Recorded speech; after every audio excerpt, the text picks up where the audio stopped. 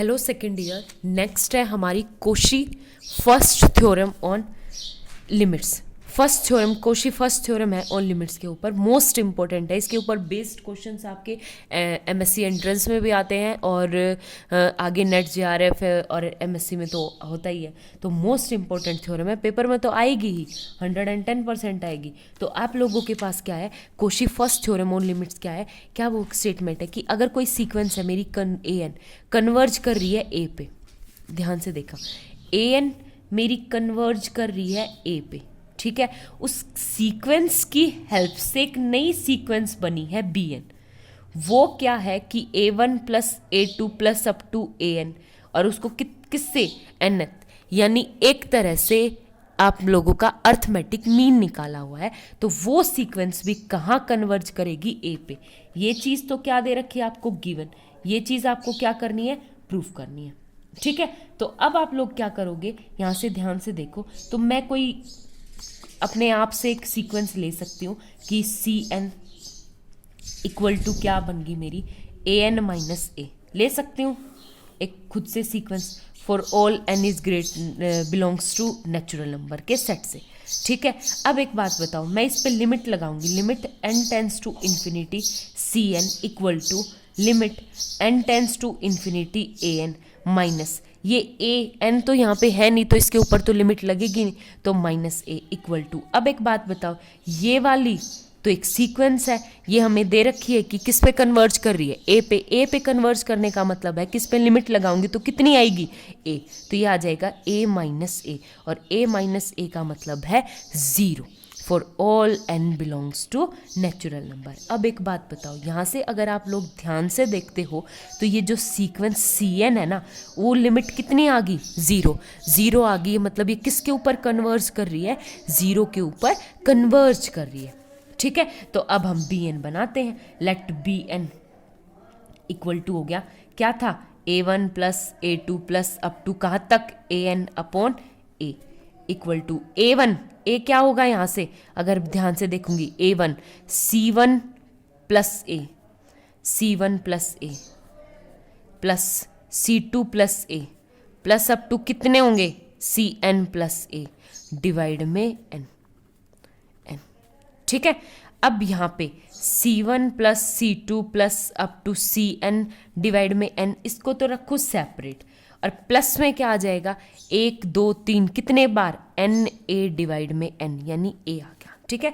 तो B N क्या आ गया आपके पास यहाँ से, कि बी एन आ गया मेरे पास, b n equal to a plus c one plus c two plus up to c n divide में एन, ये आ गया, ठीक है। अब एक बात बताओ, ये सी एन मेरी क्या है, नल सीक्वेंस है। नल सीक्वेंस कौन सी होती है, जो जीरो पे कन्वर्ज करे। हमें प्रूव करना है कि ये सी एन, ये वाली टर्म किस पे ऊपर कन्वर्ज करेगी, जीरो पे, ठीक है। तो कहाँ प्रूव करना है कि ये वाली टर्म कहाँ कन्वर्ज करेगी, जीरो पे, वही हमें शो करना है बस, और कुछ भी नहीं करना। अब एक बात बताओ, सी एन खुद कन्वर्ज कर रही है जीरो पे, तो मैं खुद से ले सकती हूँ कि c n minus zero is less than epsilon for all n is greater than equal to m. अब यहाँ पे जो सी एन एप्साइलन है, एप्साइलन कोई पॉजिटिव क्वांटिटी हो सकती है, तो वो मैं अपनी मर्जी से ले सकती हूँ कि मैं इसको क्या ले लूँ, एप्साइलन बाय टू, ठीक है। ये ले लिया, और कुछ भी नहीं। अब एक बात बताओ, जो चीज़ हमें प्रूफ करनी है, टू प्रूफ जो बचा हुआ है कि वो c one plus c two plus up to कहाँ तक, सी एन डिवाइड में एन कहाँ कन्वर्ज कर रही है, जीरो पे, ये चीज़ हमें प्रूफ करनी है। तो इक्वल हो गया, सेपरेट कर दूँ तो वन बाय एन को बिल्कुल साथ रखूँ, एन नेचुरल नंबर है तो मोड फंक्शन का कोई फर्क नहीं पड़ेगा। ऊपर देखो, mod c one plus mod c two plus up to mod c n, ठीक है, सेपरेट कर दिया। अब आप लोग ध्यान से देखना, वन बाई एन, यहाँ पे क्या आ गया, mod c one plus c two plus up to कहाँ, एक बीच में कोई सी एम आएगा जो हम यहाँ पे पढ़ रहे हैं, एम से बड़े पर, plus c m plus one plus up to वही इन्फिनिटी की तरफ प्लस क्या आ जाएगा, सी एन। आगे बात समझ में। अब आप लोग एक चीज़ देखो, जो मोड है, जो कन्वर्जेंट सीक्वेंस होती है, वो मेरी बाउंडेड होती है, ठीक है, जो कन्वर्जेंट सीक्वेंस होगी वो क्या होगी, बाउंडेड। लेकिन ये बाउंडेडनेस मुझे कहाँ तक पता है, सिर्फ mth तक। ठीक है, यहाँ पे हम कहाँ तक लेंगे, सिर्फ mth तक। तो मैं अगर मेरी सीक्वेंस बाउंडेड है तो mth तक ये क्या आ गई कि mod function cn is less than equal to k। ठीक है, for all n belongs to natural number के लिए। आगे बात समझ में। वैसे तो ये बाउंडेड तो होगी ही, कन्वर्जेंट सीक्वेंस बाउंडेड होती है। तो यहाँ से लेंगे हम, ये देखो ये इक्वल टू 1/n, और ये क्या आ जाएगा, मोड k1 k, ये भी k, और कितने times, mth times m times. ठीक है, प्लस अब cm+1 cm+2 इन सब के लिए, m से बड़ी टर्म्स के लिए m से ही, पता है मैंने क्यों लिया, क्योंकि ये क्या है कि n नेचुरल m और m से बड़ी टर्म्स के लिए क्या है, लेस देन ε/2। तो ये भी क्या आ गया, m+1 m+2 इन सभी बड़ी टर्म्स के लिए कितना आ जाएगा, ε/2 प्लस ε/2 प्लस अप टू ε/2। और कितने टाइम्स, ध्यान से देखना, ये टोटल थे m, ये टोटल है n निकाल दिए हमने m, तो ये क्या आ जाएगा, n-m टाइम्स। ठीक है, कितने टाइम्स आगे, n-m टाइम्स। तो आप लोगों के पास क्या आ गया, अब ε/2 तो स्ट्रिक्टली ग्रेटर देन होता है, तो ग्रेटर देन, तो greater than 1/n as it is, ये क्या आ गया, mk प्लस ये क्या आ गया, n-m ε/2। ठीक है, इतना पोर्शन आ गया बस। अब इसको अंदर ले जाओ, कुछ नहीं, अंदर लेके जाएंगे तो हमारे पास क्या टर्म बच जाएगी, ये है mod c1 plus c2 plus up to cn divide में n, जो लेस देन है किससे, mkn, प्लस में ये क्या आ गया, n-m ε/2n के। आगे बात समझ में। अब इसको थोड़ी देर रखो होल्ड पे, इसमें वैल्यू पुट करेंगे। किसकी वैल्यू पुट करेंगे, वो देखो, जब मेरे पास जो km/n है, लेट कर लो, लेट km/n, ये वाली km/n है, वो लेस देन होगी ε/2 से। कब, जब इफ जो n बाई उल्टा करूंगी तो km इज ग्रेटर देन 2/ε से। ठीक है, सिर्फ मेरे को किसकी वैल्यू निकालनी है, यहाँ पे आपको यहाँ पे n की वैल्यू निकालनी है। ठीक है, तो ये n इज ग्रेटर देन 2/ε। जैसे ही मैंने n इज 2/ε km हो गया, 2/ε की वैल्यू पुट होगी, सेम एज इट इज ये टर्म होगी यहाँ से।